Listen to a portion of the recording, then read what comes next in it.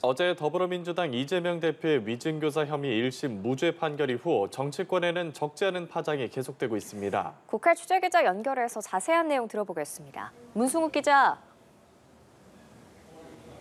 네, 어제에 이어 오늘도 국민의힘에서는 이재명 대표의 무죄 판결을 납득하기 어렵다는 목소리가 나왔습니다.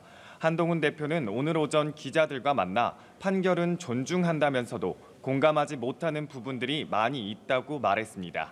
한 대표는 사법제도는 시스템이라며 1심 무죄 판결은 대한민국의 사법 시스템 안에서 바로잡아질 가능성이 높다고 강조했는데요. 이어 민주당이 이번 판결에 환호했듯이 지난 15일 이 대표의 공직선거법 유죄 판결 역시 존중해야 한다고도 촉구했습니다.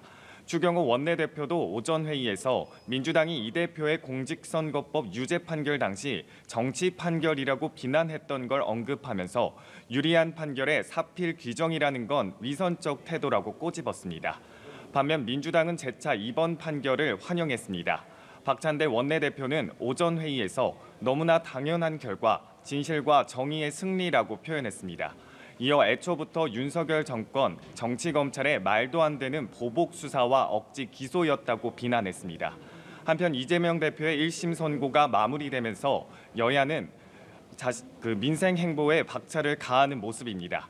한동훈 대표는 노동약자 지원법 입법 발의 보고회에 참석했고 오후에는 청년 여성 당원들과 당 운영 방향을 논의할 예정입니다. 이재명 대표는 국회에서 민생 연석회의를 출범식을 열었고 내일은 고교 무상교육 관련 교육 현장의 목소리를 듣는다는 계획입니다.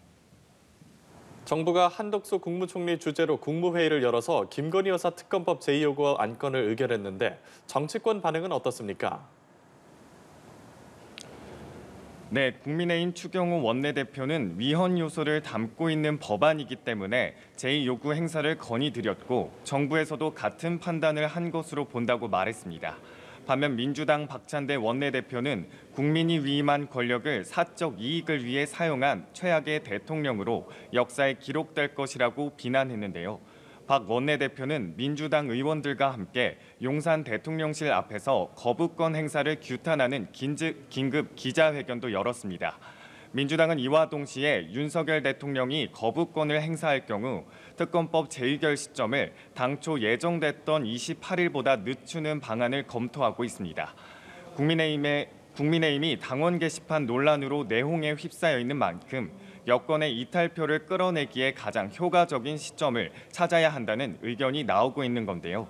이에 대해 국민의힘에서는 단일 대우로 맞설 것이라며 특검법 재의결 이탈표는 없을 것이라는 점을 강조하고 있습니다. 민주당은 다만 모레 본회의에서 이창수 중앙지검장 등 검사 3명에 대한 탄핵소추안을 예정대로 보고하고 이튿날 또다시 본회의를 열어 표결에 붙이겠다는 계획인데요. 국민의힘은 이런 국회 의사 일정에 합의한 적이 없다면서 반발하고 있는 상황입니다. 오늘 오후에 우원식 국회의장 주재로 여야 원내대표 회동이 예정돼 있기 때문에 이 문제가 논의될 걸로 보이는데요. 우원식 국회의장이 내일까지 특위위원을 선임해달라고 요청한 해병대원 순직 사건 국정조사와 헌법재판관 추천 문제 등도 얘기가 오갈 걸로 예상됩니다. 지금까지 국회에서 전해드렸습니다.